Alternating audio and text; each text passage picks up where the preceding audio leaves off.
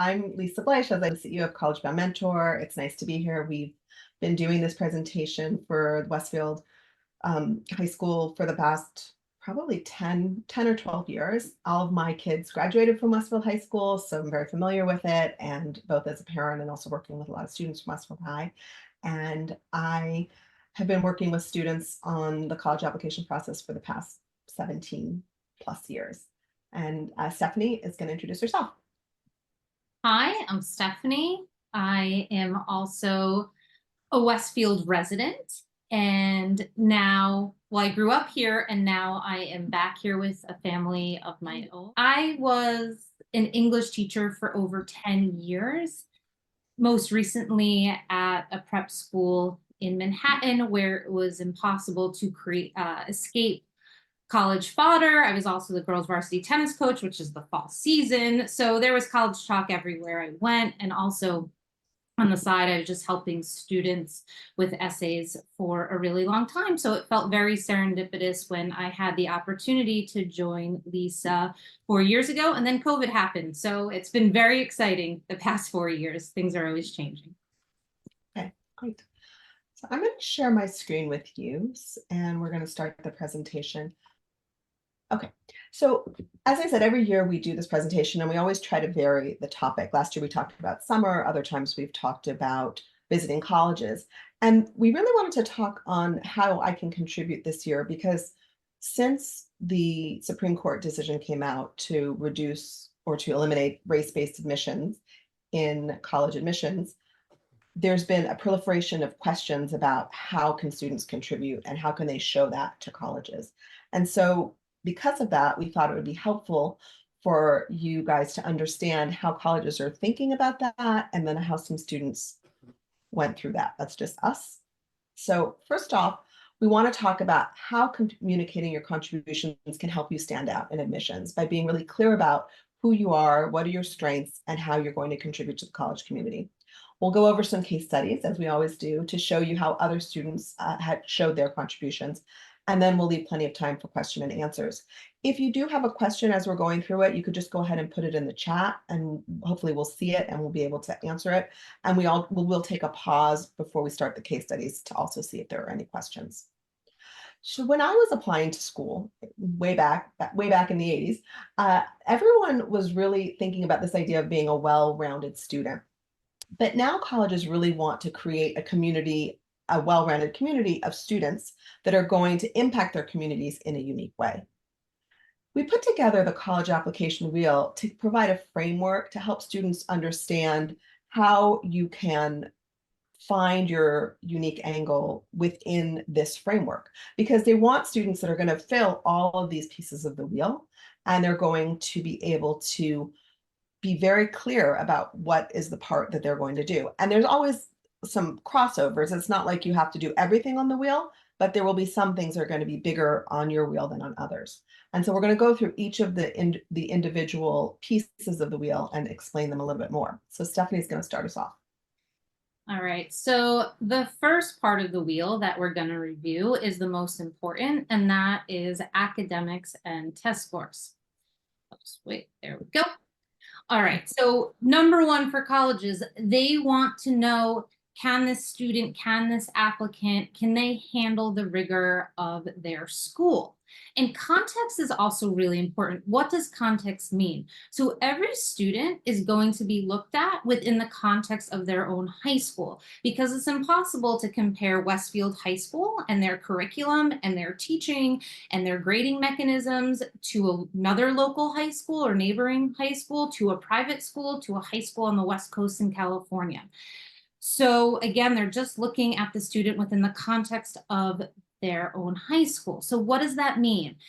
If a student is really passionate about being pre-med, they want to be a doctor, their entire application is supporting this narrative, and they're applying to a very select school, and their current high school offers AP Bio, and that student doesn't take AP Bio, that college is probably going to question that. Here they are wanting to go to this select college, to this very select college, but Why aren't they challenging themselves in this one area that they want to do for a living? Also, and that applies to everything. If you're into the humanities, you want to be a writer, you want to be a journalist, and you're applying to a really select school, and your high school offers AP Lit or AP Lang, and you're not taking that, they might question it. Also, but to understand, some high schools don't have honors classes. They don't have AP classes. They might have type of research projects or something else. So again, every high school is different. Are you working to your full capacity? What does that mean? If you have an 89 right now in a certain subject, maybe it's time to reflect. Are you capable of getting that A minus, of getting that 90 to get in the A range? Are you advocating for yourself? Are you meeting with the teacher for extra help? Are you reaching out to a friend that might be really strong in that subject? Make sure that you're challenging yourself enough, or maybe you're challenging yourself too much. So take advantage of the add drop periods. A question we always get, is it better to get an A in a regular course versus a B in an AP course? So again, if you are a student that is applying to the most select schools, we'll probably push you to take the AP course. And as long as you have a B in that class, you're not losing sleep, you are not feeling overwhelmed by that, we're going to encourage that to show that you're embracing that rigor, you're embracing that challenge. But if you're interested in maybe not the most select school and maybe a public university or state university that's a little bit easier to get in and really focuses on the grades, we might encourage you to take the regular course, and it might look better to get an A for that particular college.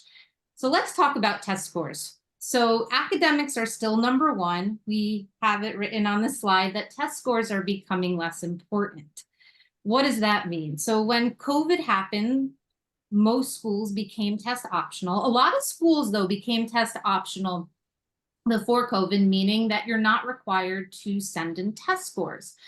Test scores have been all over the news lately, or the idea of being test optional has been all over the news lately, because Dartmouth announced that they are no longer test optional. They are requiring the ACT and the SAT, either one. And then Yale just announced as well that they are becoming test flexible. So that means you're not required to send in the ACT or SAT, but you have to send in a test score that could also be an AP score. It could be an IB score.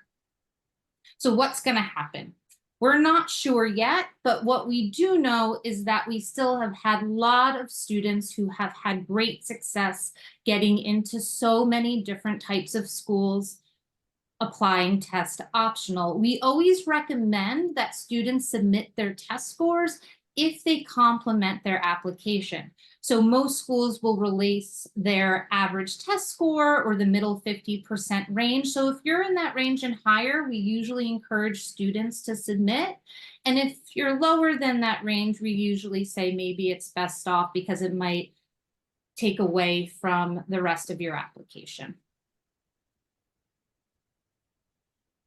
Extracurricular activities. So that is another way that you can contribute. Like Lisa said, they want the Angular student to dive deep into one or two areas. Extracurricular activities are defined by anything you're doing outside of the classroom. That could be a job, it could be community service, it could be working at the local church, it could be being a cashier at the local pizzeria. And again, it's so important to dive deep into one or two of these areas because that's much easier. It's much easier to show impact, to be a leader, to have depth in these than doing it throughout 10 different activities. And a lot of times students don't even realize that they're diving deep into more than one area just because they're passionate about something. So for example, I worked with a dancer, a gifted dancer, and was spending so much time in the dance studio and in competitions, and also in some activities that kind of bled over, such as cheerleading. But they were also doing so much service and volunteer work, but they just thought that was part of what they were doing with dance. They were volunteering, they were mentoring, they were teaching students with disabilities how to dance. But that's a total, even though it's under this larger umbrella of dance, they were doing all of these different activities that were more service oriented versus the actual competition part of dance. So that's one interesting way of looking at it. If there's something you're really passionate about, like computer science, yes, you're taking coding classes and you're creating video games, but maybe look at a local initiative where you can help mentor students and help teach video games, or if not, you can start something on your own. Leadership. So we always encourage our students to look everywhere for opportunities to lead. When we think of leadership, we think of being the president of a club or president of student government or the captain of a sports team. Yes, that's all awesome leadership, but leadership can also look different. You can be a quiet leader. You can be that person in the classroom who doesn't have their hand raised all the time. And there's nothing wrong with having your hand raised all the time, but maybe they don't speak as often. But when they do speak, they encourage really incredible dialogue and they make the class better by their contributions. Or a job is an awesome opportunity to show how you're a leader. It's really hard to manage a cashier, to open and close up a shop, to clean up a restaurant, to manage patrons, or mentor or help others. I work with a lot of students who they have siblings who might have disabilities. So they're really this amazing extra support for their parents, and they really help raise them. And that's also a wonderful example of how to be a leader in your community. So intellectual curiosity, that is learning for the sake of learning. So this is the person, this was not me, maybe in other subjects, but this is the person who reads their biology book, not just to get the A on the test, although that's part of it, but it's because they are fascinated by how the body works. And they can't wait to go into school the next day and ask their teacher all of these different questions about their reading that they had for homework. Or it's that person who is trying to perfect the perfect chocolate chip recipe. So they go in this deep rabbit hole in social media trying to find that missing ingredient on how to perfect this chocolate chip cookie recipe. So how do you demonstrate it? Well, I'll talk about the essay in a second, but if you're this person who is looking up all these baking accounts and doing all of this research, why don't you chronicle this journey of how you're perfecting this chocolate chip cookie, whether it's through Instagram, YouTube, write a blog. If you write stories and you're a poet or you really love writing, that's awesome. Why don't you share that? Why don't you submit those stories or poems to Teen Ink, which is a great resource. It's a great online magazine publication for that purpose. Or submit your work to the Scholastic contest. Write a blog, go to a pre-college summer program, take a local class or online class about architecture if that's something that excites you. Do research, publish that research. If you love reading, start a book club. There are so many opportunities to show the different ways that your excitement about learning and these questions that you have transcend the classroom. An awesome opportunity for students to show their intellectual curiosity is through their supplemental essays and the personal statement. The supplemental essays, those are specific essays for each college. The personal statement, that's the essay that's part of the Common App. So most colleges will ask something about what do you want to study or why major or what excites you. So that's where students can talk about this contagious energy that they have when it comes to a specific topic. Thank you, Stephanie. So athletics. So that's something that could be a really big piece of the wheel if you want to be a recruited athlete. So if you are going down that path, you want to think about whether or not you want to be a recruited athlete, whether or not you can be a recruited athlete, or are you more interested in doing it on the recreational level? Also, if you are going to be a recruited athlete, what level do you want to do it? Do you want to do it, or are you more interested in doing it on the recreational level? Also, if you are going to be a recruited athlete, what level do you want to do it? Do you want to do it Division I, where you're an athlete first and a student second, Division II, which is kind of in the middle, or Division III, which is a way that you can be an academic first or a student first and an athlete second. And depending on that path, the timeline is going to be slightly different.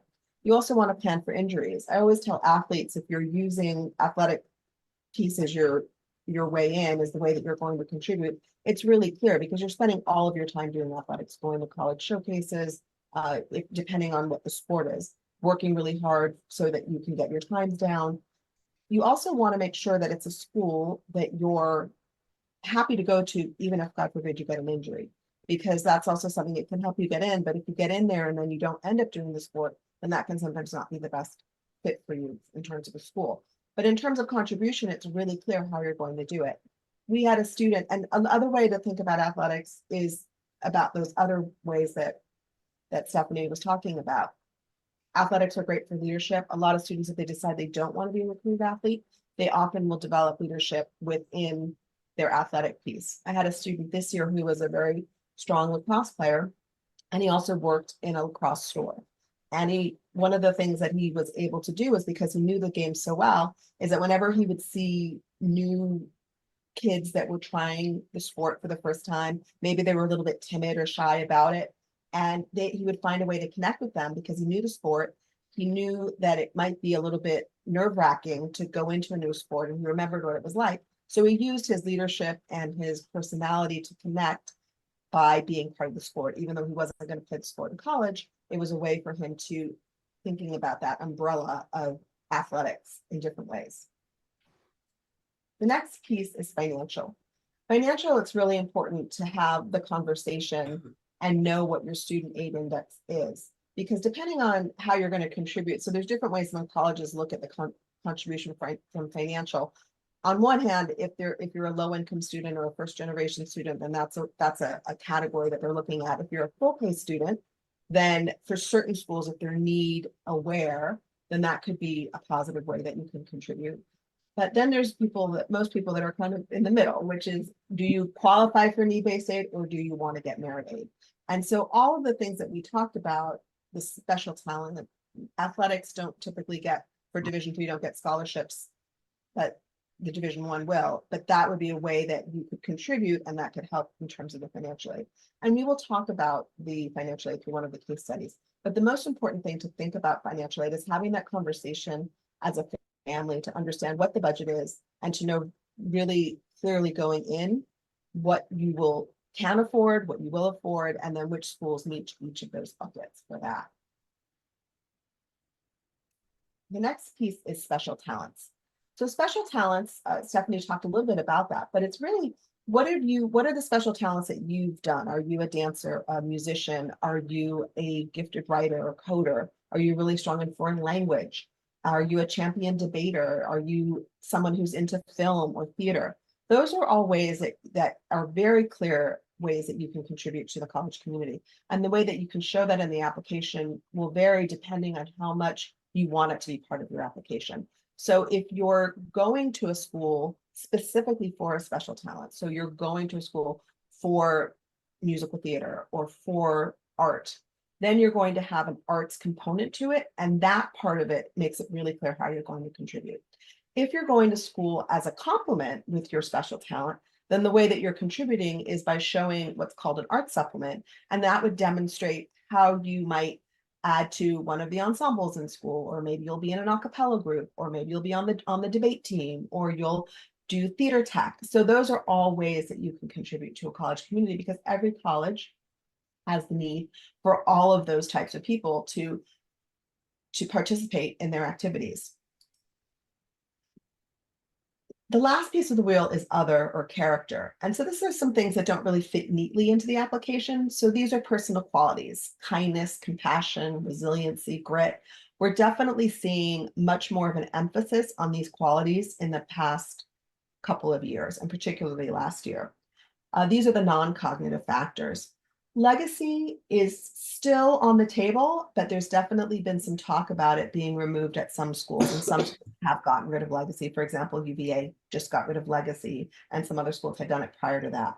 If you're a first generation or low income student, that's another area that would be an other, or an underrepresented minority, particularly in a particular area or area of study.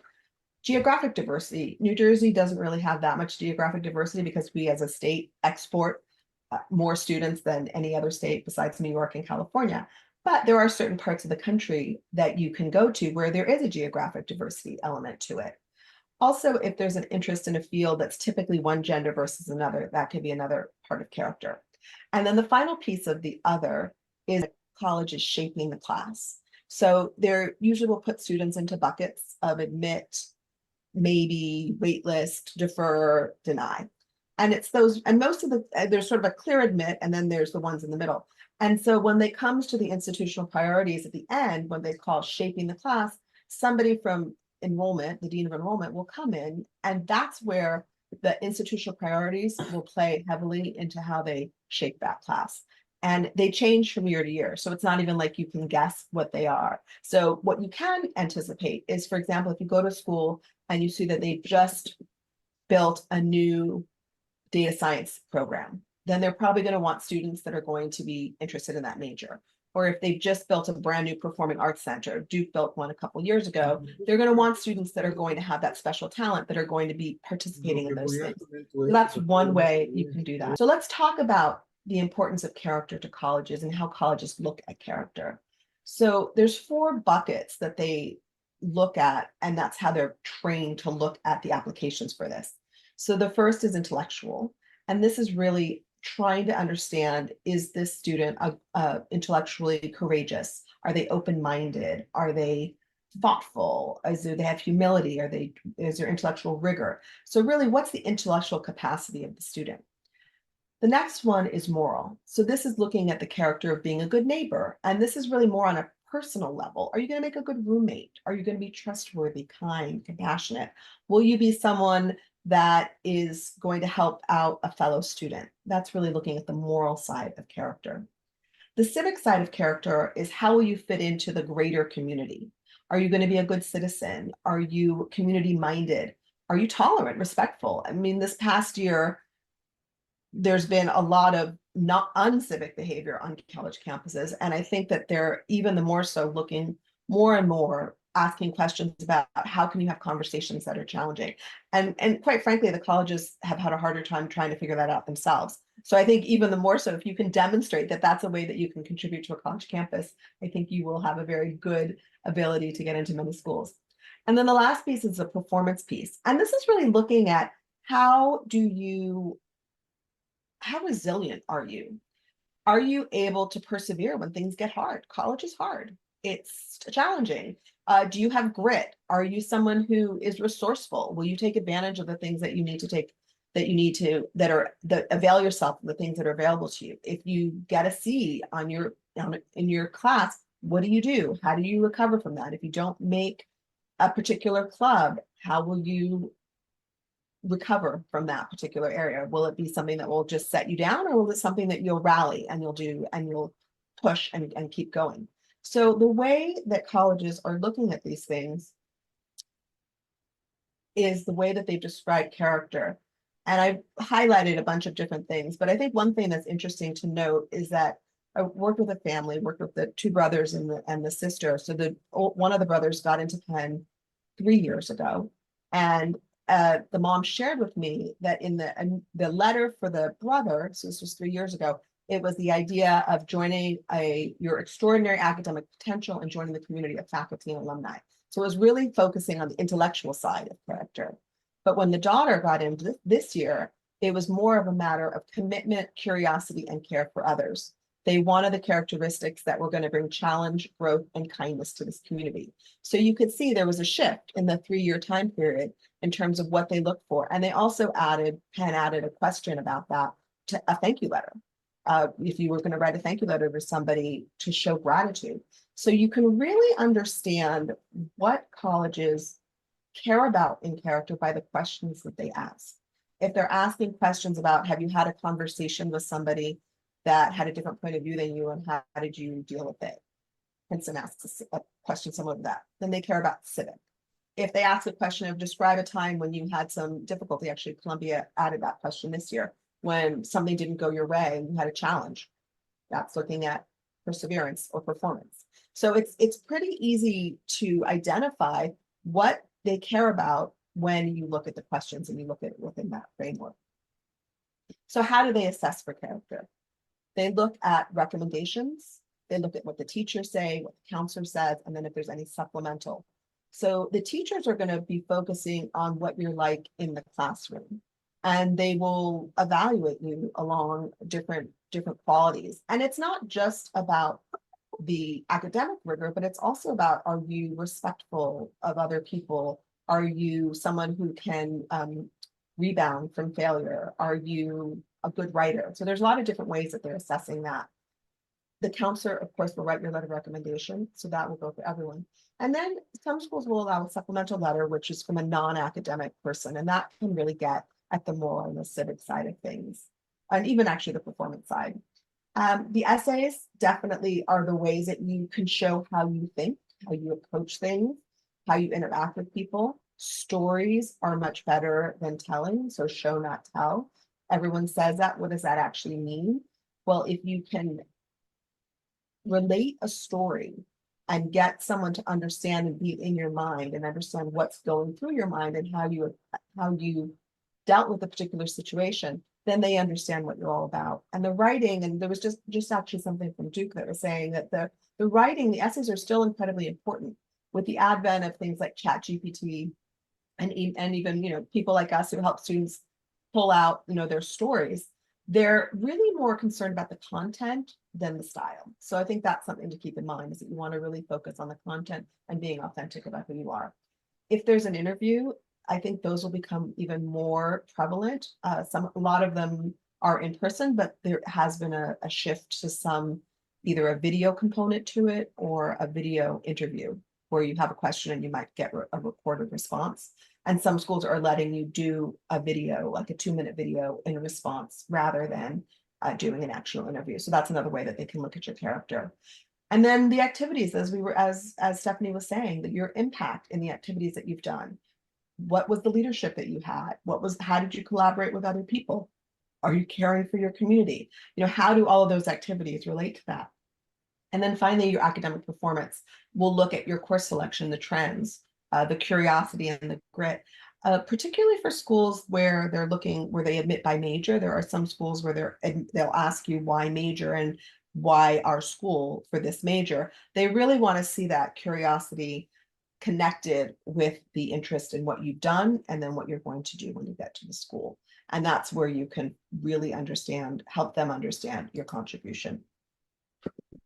So Lisa mentioned in the beginning of this presentation that so many questions have come from the Supreme Court decision ending affirmative action. And with that, colleges are asking new questions and the same questions, but the questions are bound for how students can contribute. And one of the ways that they did this was when the Common App came out last August 1st, most essays changed their supplemental essay questions. Again, the supplemental essays, those are the essay questions specific to each college. And most of them wanted to understand and wanted to ask students, how are you going to contribute through your unique experiences, through your unique backgrounds, to make our community a better place? Because colleges, they still want to admit, it's still vital for them to admit a diverse class, including students of color, first generation, and low income. Just what Lisa said, they want students with wonderful character, who are kind, who are tolerant, who get along, who not only see varying perspectives, but they want to see varying perspectives, and they want to evolve. They want to have these difficult and meaningful dialogues that, really dig in deep to the issues that we're dealing with in society, and doing it in a respectful and kind way. How will you contribute to the larger campus community in a diverse way? And not just the larger campus community, the smaller communities within the larger community. How will you be a change agent for issues facing the world? I'm going to talk about a student in a little bit and she has all this wonderful leadership, but there was a supplemental question that addressed all of these things. And what she decided to speak about was not all the leadership that she had or being the president or founder of certain clubs, was that There was a teacher that targeted her for her sexuality, and she made a decision to stand up for herself. And her peers really respected it. The faculty really respected that. And then she decided to spearhead this initiative to change the curriculum at her school to be more inclusive for someone like her, to prevent situations like what happened with her teacher to happen again. So, true example of a change agent. And like I just said, numerous colleges adapted their supplemental essays questions to reflect this. So we're going to show you some examples right now. So you can just take a minute to look through this. Again, we bolded some language that really gets to the heart of these questions. We have Brandeis, Columbia, Cornell, Emory, UMass, Amherst. All of these were new as of August 1st.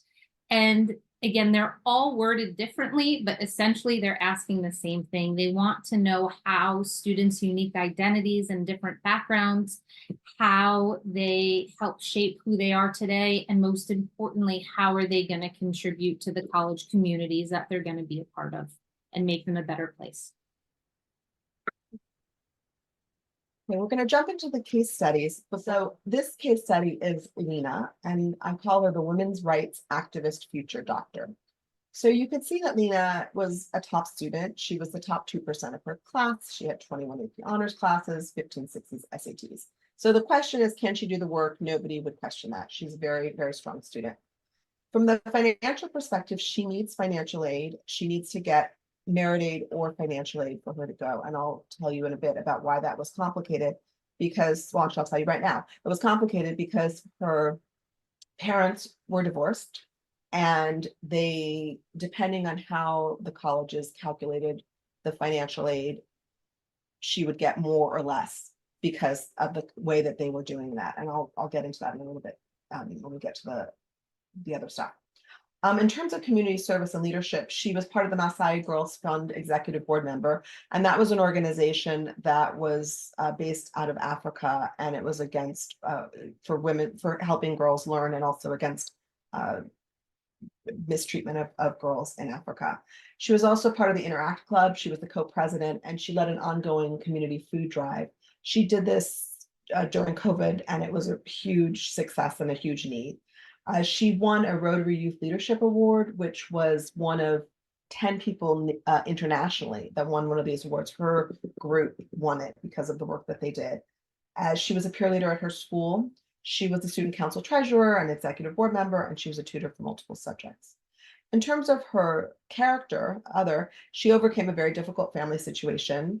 She's Thai and spent her summers in Thailand. So that was also something that gave her a multicultural and a different view of things. And she speaks Thai and Chinese. From an intellectual curiosity standpoint and leadership, she was interested in becoming a doctor. That was very clear. And she was very much on that pathway. She got an EMT certification summer training course between the junior and senior year summer. And she volunteers for a weekly 12-hour shift. And then she also won numerous academic awards, including Princeton Book Award, the Sale by Literacy for Chinese. So let's look and see what we did for Lena. For her, we wanted to identify schools with a strong pre-med opportunities, and also she was interested in looking at some BSMD programs. So those are programs that are either accelerated programs where you do undergraduate and medical school in 7 years, or early assurance programs where you get in early, you don't have to apply, but it's a 4-year. So you don't shave off a year, but you just have the relief of knowing that you're into a medical school and you don't have to apply to medical school later down the road. She also wanted to identify schools that would be affordable, either through meeting full need or through substantial merit scholarships. So this is what I was talking about. So for financial aid, there's different ways that you can get financial aid. There's need-based aid, and that's based on the Family Student Aid Index. So that's the ability for a family to pay and how much colleges determine they can pay. You can get that information. Actually, you should all have your tax returns from 2023 soon. So if you go to any school's what's called net price calculator, you could walk through that and use that information, and you can come up with your student aid index. So depending on how the schools calculate it, because schools calculate it differently. Some of the public schools are FAFSA only, so that's the federal methodology. So most of the private schools and many of the public schools also do the CSS profile. So what that means is in the FAFSA only, they didn't take into account the non-custodial parent, which was the dad. But in the CSS profile, they do take into account the dad's income. So it went from either $28,000 that they expected she should pay or $95,000. And so because of a difficult situation, it wasn't clear if she couldn't afford $95,000 a year. So let's just put it that way. So she really needed to find a school that would allow her to meet within her budget. And then in terms of the strategy, we also wanted to highlight her intellectual curiosity in medicine, community service leadership, resilience, and multicultural background in her application. So how is she going to contribute? She wrote herself, she came from a warring parents, step parents. And in each of those family situations, each household, it was challenging for her. And she learned how to get along with a variety of personalities and manage through difficult situations. This was a key part of her character, is that she was very persistent, very resilient, and really understood how to manage through difficult situations. She was involved in the Masai Foundation, which developed her interest in global health. She had experience watching her grandmother die from Parkinson's and volunteering as an EMT, which furthered her interest in medicine. And she likely would do something along that line in research, or perhaps be an EMT when she got to school. Her leadership skills and her commitment to service through EMT and the Rotary Club will carry over into her college activities. And she always made references and connected those things. And then also her desire to do research would contribute to the intellectual life on campus. So this is what we came up with as a list of schools. Her reach schools were University of Pennsylvania, Duke, Columbia, and Dartmouth. Her possible schools, you can see what they are. What I will just note, because it might be a little bit confusing. So the schools that have an asterisk next to them, those were all the either early assurance or the BSMD accelerated programs. So to get into those schools without the BSMD, they would be considered likelies or safeties.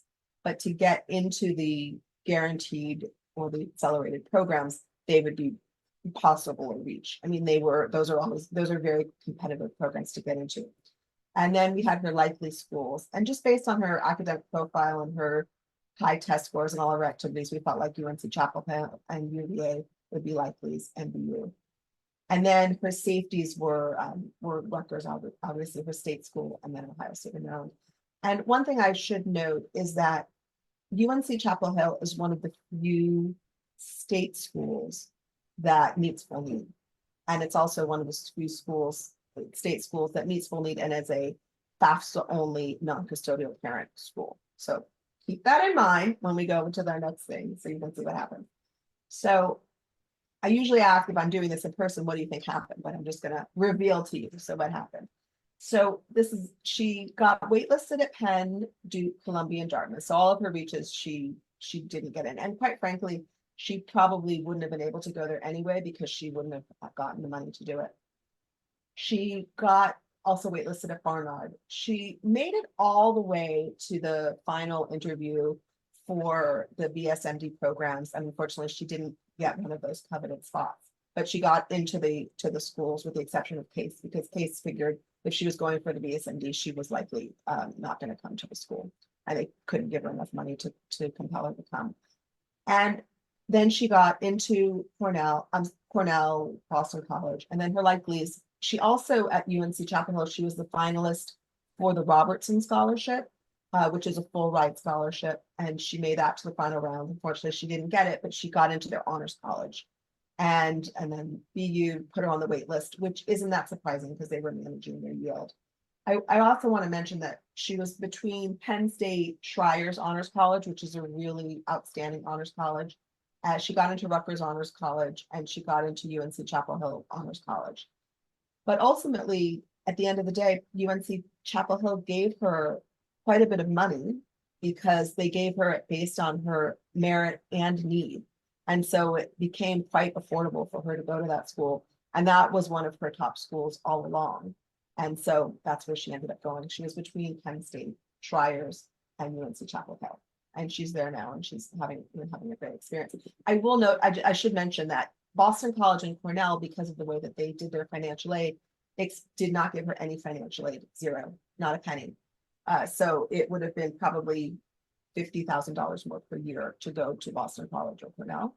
And so that's why she wasn't even considering those schools, just to keep that in mind. And when she went back and asked for more financial aid, they said no. So that's where, if you are in a situation where there's a sticky divorce or there's things like that, it's very important to have a strategic list when you're going forward with that. Okay, Stephanie. All right, so this case study is about Emil, who I like to call the Eagle Scout engineer coming out of his shell. So we'll start with his academics. He was at the bottom of the top 20%. Maybe when we started working together, he might not even been in the top 20%, but by the end, by senior year, he really flourished senior year. He was at the bottom. He was definitely in the top 20% at a large public high school in New Jersey, known for very strong academics. And he had a 4.2 weighted GPA. So a lot of that seems really high, but when you're at a school that offers a weighted GPA and might have a little bit of grade inflation, that's why I put him where it did in his class. So mostly A's, mostly he's brilliant, truly, and mostly A's with a sprinkling of B's and 1 C+ sophomore year. Virtual learning impacted him a little, a total of 19 AP and honors courses, and excellent SAT, perfect math score.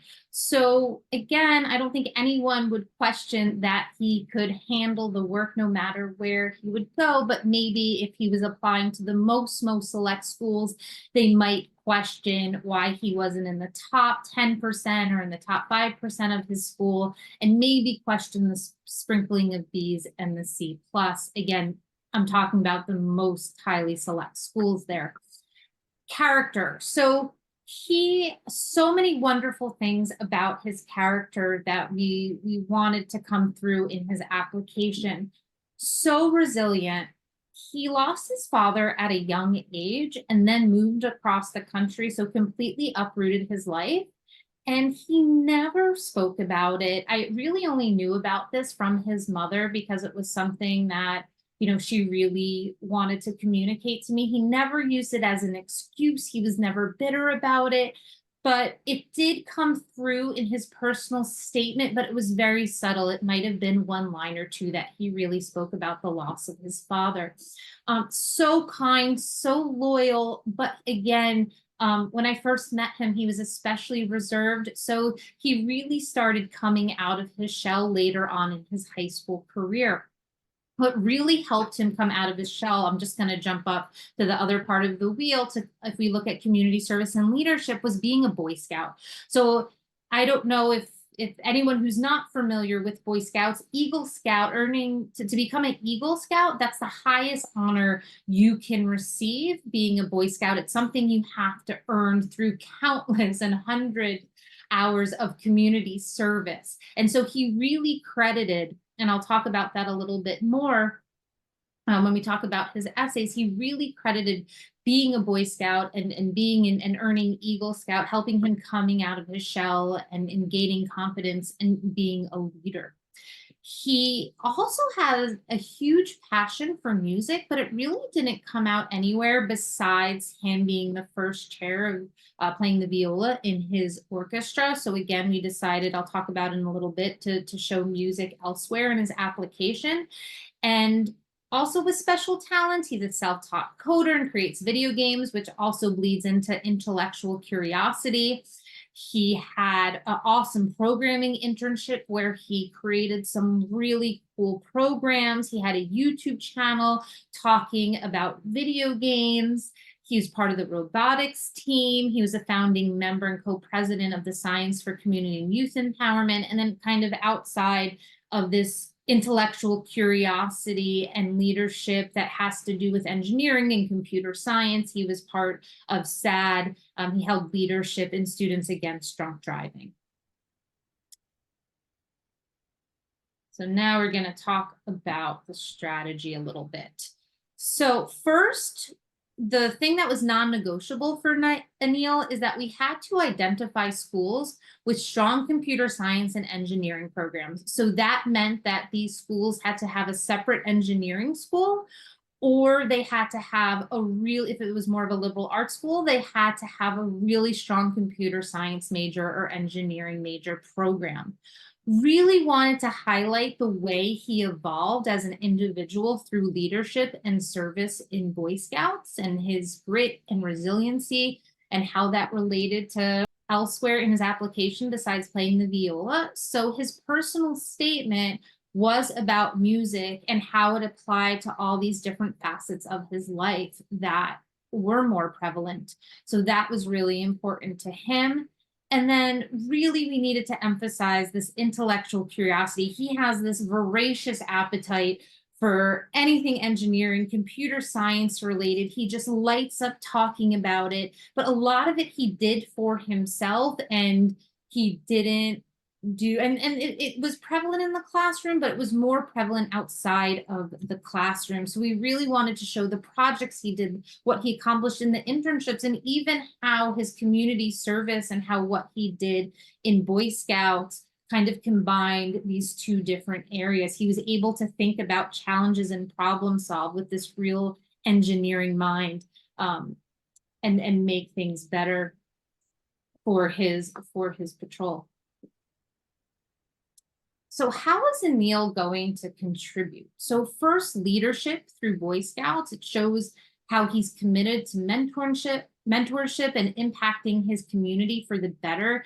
He spoke about how much he loved working with younger Boy Scouts and showing them how to do different knots, or he talked about this really courageous hike he led, and then there was this canoe part that sounded really risky. So he really did that.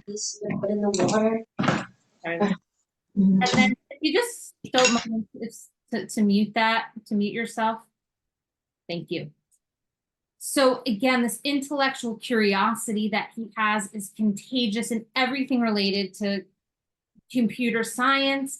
He was the founder of his school Science for Community and Youth Empowerment Club. So all of this shows his passion for learning, but his real passion outside, like the underlying passion for all of this, was he loved collaborating with others to problem solve, that he really wanted to be part of communities where he could work with others and they could complement each other to unite in this teamwork to do really cool things.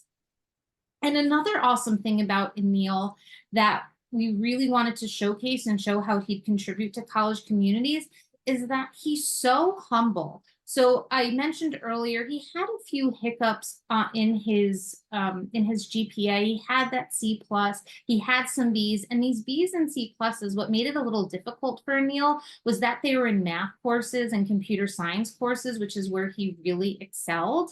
And he admitted that he didn't advocate for himself as much as he should have, or he didn't approach the teacher. He didn't have that confidence freshman and sophomore year. And there's a section in the common application, it's called the additional information section, and that's an area where you explain things, and it could be positive things or maybe not so positive things, or your application doesn't have enough room to talk about certain things, so you put in additional information. It really covers a lot of things, but he wrote a little blurb kind of talking about these grades, and he was so humble about it, and he really took it in stride as a learning experience. And the other thing is, I mentioned before that he lost his father. And when he lost his father, he went cross country, and that's when he joined the Boy Scouts, which must have been so hard for him in the beginning, because Boy Scouts, it's so much when they're younger, it's about this father-son relationship, and fathers are very present. And again, it was never, he never, we had some conversations about this, and this was never a deterrent for him.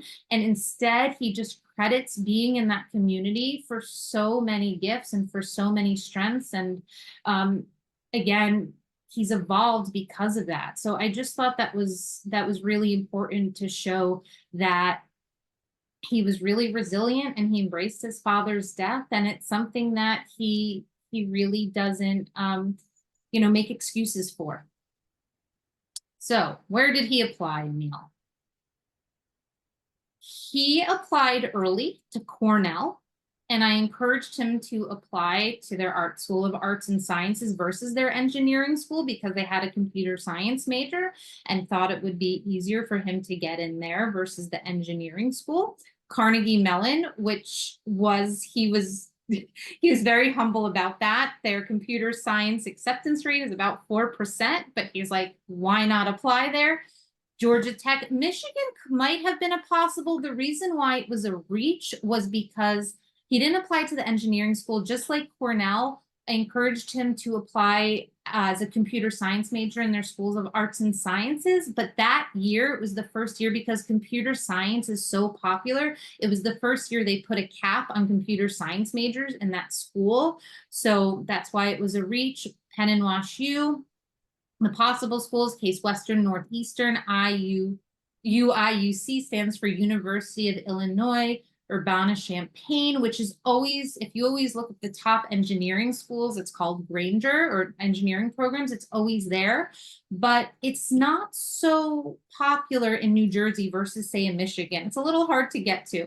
You go to O'Hare, the airport there, and then it's a bit of a long bus ride or drive, but he was just, he loved the school and he loved the program, so he wanted to apply there. Like the University of Maryland, again, excellent engineering, computer science program. WPI is Worcester Polytechnic Institute, RPI, Rensselaer Polytechnic Institute. Both of them are very pre-professional, very hands-on, project-based, experiential, so a little bit of a different program than some of these other engineering computer science programs, but would set him up for so much success post-school. And then his safety is his state university, Rutgers, which he loves, and his sister is at. So what happened to Anil? He got rejected early decision from Cornell and also to all of his reaches. He got into Northeastern to their global studies program. So that is kind of an alternative acceptance where you spend the first semester at one of their satellite schools in another country, and then you come back. He got into Illinois, Case Western listed, and then you can see he got in everywhere else, leading on to what Anil decided, which is University of Illinois, Urbana-Champaign, and he is thriving there as a freshman. He is a leader. He's president of clubs. He found his people. His mom is so happy, and especially happy that she was open to the idea of him being at school there. So. All right, our next case study is Mason. I call him the strong relator and runner. So from an academic perspective, he had a mix of A's and B's and 1 C+ his sophomore year. He was in one AP class, he didn't take any honors classes. He had a pretty pronounced learning difference that he learned to manage. And he also was applying test optional because testing was not something that was we just decided that it didn't make a lot of sense for him to spend a lot of time and energy on his testing because we didn't think that it was going to be additive to his application, and there were enough schools that he could apply to that were test optional. And he was probably in the bottom 50% of his class, if I had to guess, where he was from a GPA standpoint. From the other character standpoint, he was legacy at Muhlenberg and Lehigh. He learned how to manage his learning difference. And he was like, when we look back at those things, he was very strong on the moral side of things and also on the performance side of things. He was incredibly kind. He was always looking for ways to connect with others. He's a very low-key young man, he was very clear about who he was and what his capabilities were, and he owned it, and he was just a delight to work with. He was interested in athletics just in terms of participating. He was a member of the track team all 4 years. He ended up joining the cross-country team his junior year. His biggest piece of the wheel ended up being this one activity that he did. He volunteered at this organization called Engine, and what that did was it paired him with a Ukrainian student, and they Zoomed every week during the war, which is obviously still going on. And he created this really strong bond and relationship with this young man, this young Ukrainian student. And he also volunteers at numerous community events through the Interactive Club at his school.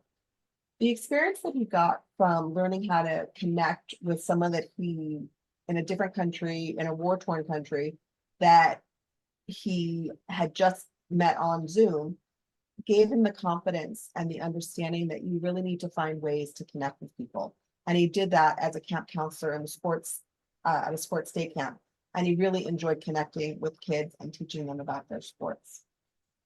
So our strategy for Mason was to find schools that were strong in business, accounting, and data science or statistics. He was interested in all of those areas. He didn't exactly know what he wanted to major in out of the gate, but he wanted to have opportunities in all of those areas. We also wanted to identify schools that had strong learning support so that he felt like he would be supported in his academic journey and he would be comfortable.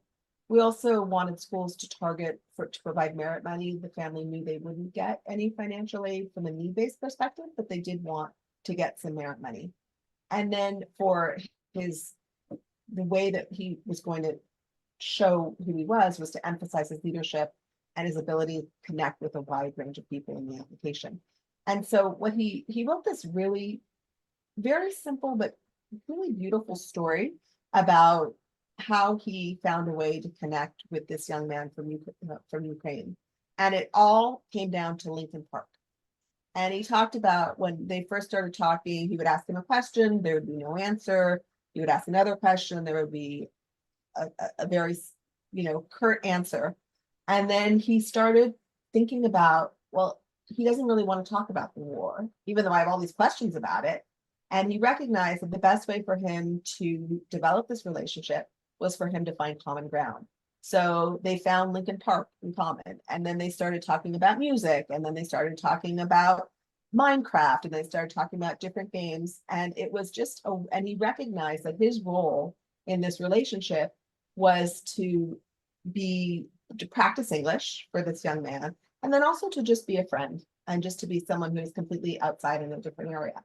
And that was one of the things that he learned when he threw this. And then also when he worked in the camp, he also would find students or kids that were having perhaps a harder time. He was the counselor that would always work with the more difficult or challenging student or camper and get them to come out of their shell. And that was through his ability to connect with other people. So in terms of his contribution, we wanted to show his kindness, his empathy, and how that would allow him to serve as a leader on campus. We also knew that he would get involved in service-related activities in college, so he connected those to things he had already done. And then he would likely play intramural sports in college. So for Mason, he didn't want to have any reach schools because he didn't want to be in a school that was going to feel over his head. He wanted to be very comfortable academically. He wanted to feel like he was going to be successful and that he was going to thrive. He really liked Marist and Muhlenberg when he visited them. And his mother had gone to Muhlenberg, so he had legacy there. So at first we were trying to decide whether or not he should apply the early decision, but he actually preferred Marist over Muhlenberg, and he felt like if he applied early decision, he had a good chance of getting in. So he decided he would just apply everywhere, early action or regular decision, and then not do anything early decision. So he had a clean sweep. He got in everywhere he applied, and he got money almost everywhere he applied as well. And the other thing that was interesting is that because he got a little bit more money at Muhlenberg than he did at Marist, and so he was able to go back to Marist and at least compare offers among the different schools. You can't always get more money, but it never hurts to ask if you've had a comparable merit scholarship. It usually looks a little bit better if it's need-based aid, but in this instance, he was able to do that. And so we had a great experience, very low key, and he accepted and is going to be attending Marist in the fall. All right, so this is Ruby, who I call the inspired writer, I should say, and leader too, and LGBTQ plus advocate. So I'll go through this quickly.